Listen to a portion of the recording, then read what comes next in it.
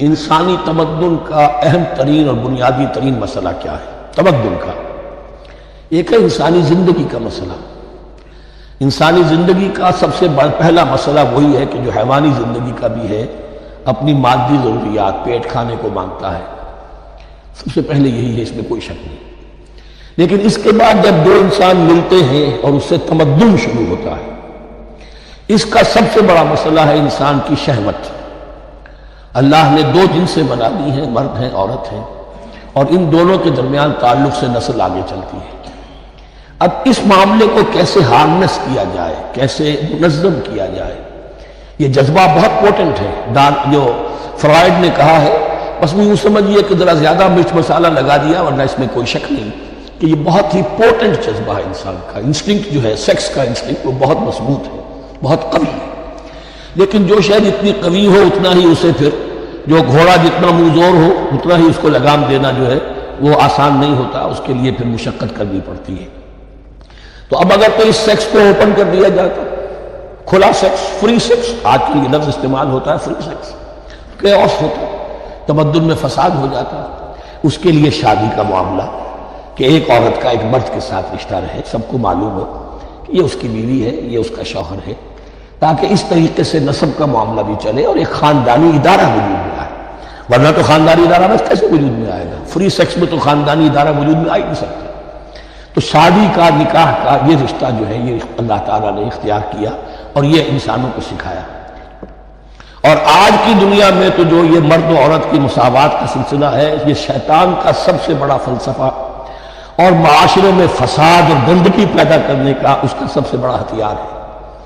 اور اب جو کچھ رہی صحیح اقدار ہماری ایشیا کے ممالک جو ہیں، زیادہ تر مسلمان ممالک ہیں، ان میں خاندانی نظام کی جو بچی کھچی شکل رہ گئی ہے، اس کو برباد کرنے کے لیے یہ قاہرہ کانفرنس اور بیجنگ کانفرنس، اس ایشیا کا گھیراؤ دونوں طرف سے، مشرق سے مغرب سے، کہ عورت کو آزاد کرو، عورت کو اٹھاؤ، ایمینسیپیشن کے نام پر، آزادی کے نام پر، اور مرد و عورت کی مساوات کے نام پر، تاکہ خاندانی نظام ٹوٹ کر رہ جائے، جیسے کہ ان کے ہاں ٹوٹ چکا ہے۔ خاندانی نظام میں، یہ کلنٹن صاحب نے کہا تھا اپنے سال 9 کے میسج میں کہ ان قریب ہماری قوم، امریکن نیشن، بہت جلد اس کی اکثریت حرامزادوں پر مشتمل ہوگی، born out of wedlock, وہ کسی شادی کے نکاح کے نتیجے میں تو وجود میں نہیں آئے، زنا کے نتیجے میں وجود آئی ہوئی قوم ہوگی۔ ون پیرنٹ فیملی رہ گئی ہے، ماں ہی باپ ہے اور وہی ماں ہے، اور وہ دونوں وہ جانتے ہی نہیں۔ اب وہاں بڑی ایک مہم اٹھ رہی ہے کہ ہر انسان کا حق ہے جو اسے معلوم ہو کہ میرا باپ کون ہے۔ وہاں تو بہت سے لوگ پتہ ہی باپ کون ہے میرا، کیا پتہ۔ یہ تباہی ہے جو اس معاشرے پر آ چکی ہے، اور ہمارے ہاں بھی لوگ اسی معاشرے کی نقالی پر چلن کریں۔ وَيَسْأَلُونَكَ عَنِ الْمَحِيضِ، اور وہ عورتوں کے ایام ماہواری کے بارے میں آپ سے سوال کر رہے ہیں۔ قُلْ هُوَ أَذًى، کہہ دیجئے وہ ایک ناپاکی بھی ہے اور ایک تکلیف کا مسئلہ بھی ہے۔ فَاعْتَزِلُوا النِّسَاءَ فِي الْمَحِيضِ، تو حیض کی حالت میں اگر تمہاری بیویاں ہوں تو ان سے علیحدہ رہو، مقاربت نہ کرو۔ وَلَا تَقْرَبُوهُنَّ حَتَّى يَطْهُرْنَ، اور ان سے مقاربت نہ کرو یہاں تک کہ وہ پاک ہو جائیں۔ فَإِذَا تَطَهَّرْنَ، اور جب وہ خوب پاک ہو جائیں، فَأْتُوهُنَّ مِنْ حَيْثُ أَمَرَكُمُ اللَّهُ، تو اب ان کی طرف جاؤ، جو بھی تمہیں تعلق قائم کرنا ہے کرو، جہاں سے کہ تمہارے رب نے تمہیں حکم دیا، اللہ نے حکم دیا ہے۔ یہ اللہ کا حکم کیا ہے؟ یہ ہے امر طبیعی، ہر انسان جانتا ہے، ہر حیوان کو معلوم ہے، وہ طبیعی شے ہے۔ لیکن یہ کہ اب عورتوں کے ساتھ بھی اگر انسان جو ہے وہ لواطت کا فعل شروع کر دے، قوم عمل لوط، تو ظاہر بات ہے کہ عمل قوم لوط، تو وہ چیز جو ہے غلط ہے، وہ حرام ہے۔ یہ تو اللہ تعالیٰ نے جو بھی تمہاری فطرت میں ڈالا ہے راستہ، وہ در حقیقت من حیث امرکم اللہ، ان اللہ یحب التوابین ویحب المتطہرین، یقیناً اللہ محبت کرتا ہے بہت توبہ کرنے والوں سے اور بہت پاک بازی اختیار کرنے والوں سے، ان ناپاک چیزوں سے دور رہنے میں۔ نساؤکم حرث لکم، تمہاری بیویاں تمہارے لیے کھیتیوں کے مانند ہیں، جیسے کھیت میں بوتے ہو، فصل کاٹتے ہو، بیویوں کے ذریعے سے اللہ تعالیٰ تمہیں اولاد عطا کرتا ہے۔ فاتو حرثکم انا شئتم، تو جو بھی کھیتی والی جگہ ہے ادھر تم جاؤ، جدھر سے جاؤ، یعنی اس میں یہ ہے کہ کوئی رکاوٹ نہیں ہے، وہ داہنی طرف سے، بائیں طرف سے، جدھر سے بھی ہو، لیکن ہو وہ فرض کے اندر، وہ وقت کے اندر معاملہ نہ ہو۔ فاتو حرثکم انا شئتم وقدموا لانفسکم، اور اپنے آگے کے لیے سامان کرو، یعنی اپنی اولاد۔ انسان جو ہے بڑھاپے کے لیے اس کا ایسٹ بنتی ہے اس کی اولاد۔ آج تو دنیا اولاد سے بھاگتی ہے، لیکن ایک زمانے میں تو اولاد جو ہے وہ عصائے پیری شمار ہوتی تھی۔ وَقَدِّمُوا لِأَنفُسَكُمْ وَاتَّقُوا اللَّهَ وَاعْلَمُوا أَنَّكُم مُّلَاقُوهُ، اور اللہ سے کا تقوی اختیار کرو۔ ابھی آپ دیکھیں گے کہ جو حکم بھی شریعت کا آئے گا بار بار تکرار کے ساتھ جو ہے اس میں جو تقوی کا ذکر بار بار آئے گا۔ ایک قانون ہے اس کی قانونیت ہے، ایک ہے تقوی۔ قانون کی لاکھ پیروی کی جا رہی ہے، تقوی نہ ہو تو وہ قانون جو ہے وہ مذاق بن جائے گا، تماشا بن جائے گا۔ اس کے بعد مثالیں آئیں گی ابھی۔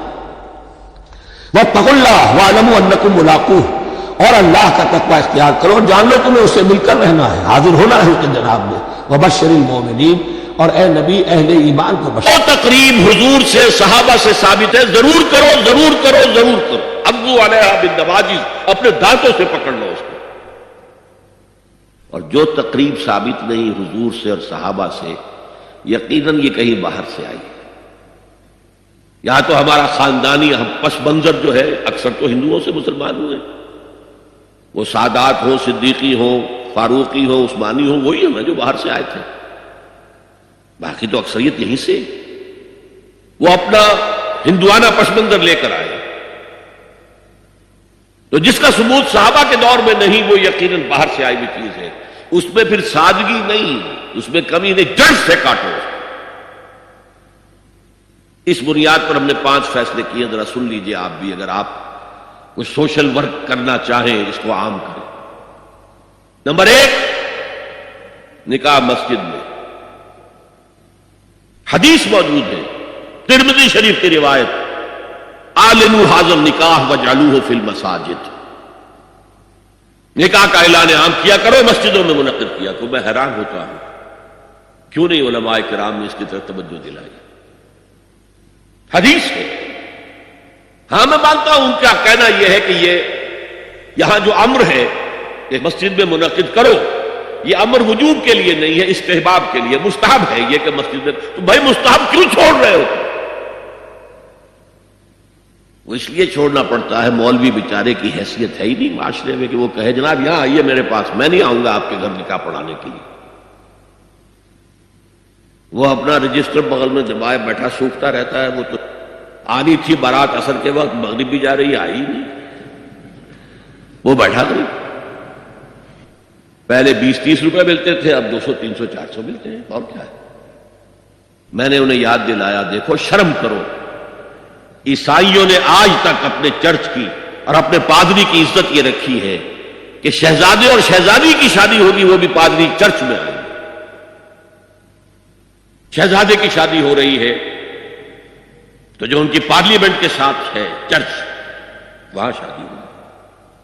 وہاں پردہ نہیں ہے، لڑکا لڑکی دونوں آمنے سامنے کھڑے ہو کر قول و قرار کریں گے۔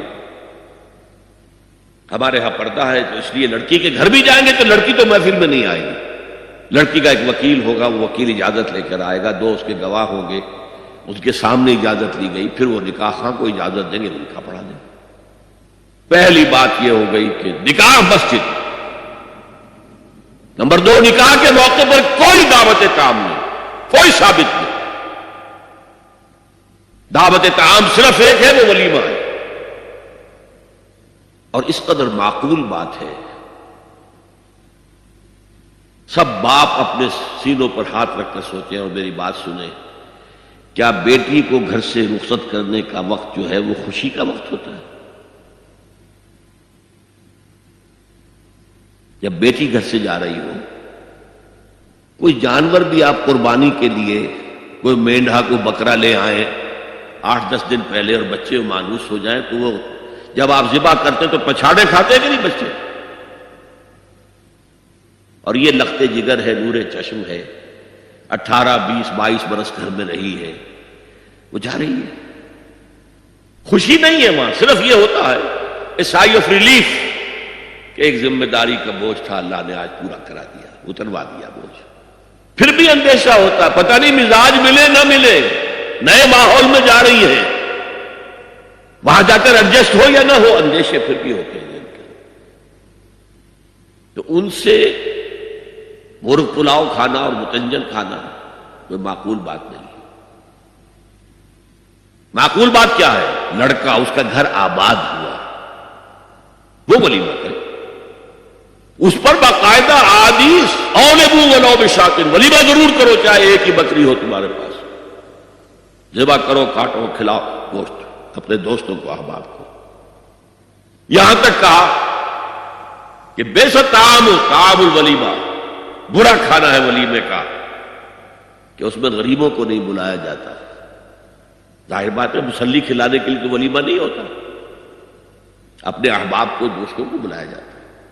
پھر بھی میں تم سے کہتا ہوں کہ جسے ولیمے کے لیے بلایا جائے وہ اگر نہیں جائے گا تو اللہ اور اس کے رسول کے حکم کی نافرمانی کرے۔ تو جس رسول نے اتنی تفصیل سے حکم دیا ہو ایک دعوت کا، وہ دوسری دعوت میں بھی خیر ہوتا نہ بیان کرتا۔ جب نکاح مسجد میں اور کوئی دعوت طعام نہیں تو بارات کا تصور، خلاص۔ بارات کس بلا کا نام ہے؟ قرآن میں تو کوئی ذکر ہی نہیں، عربی میں یہ لفظ ہی نہیں۔ اجتماع طرفین مسجد میں ہوا، نکاح ہوا، لڑکی کو حضرت فاطمہ کو رضی اللہ تعالی عنہا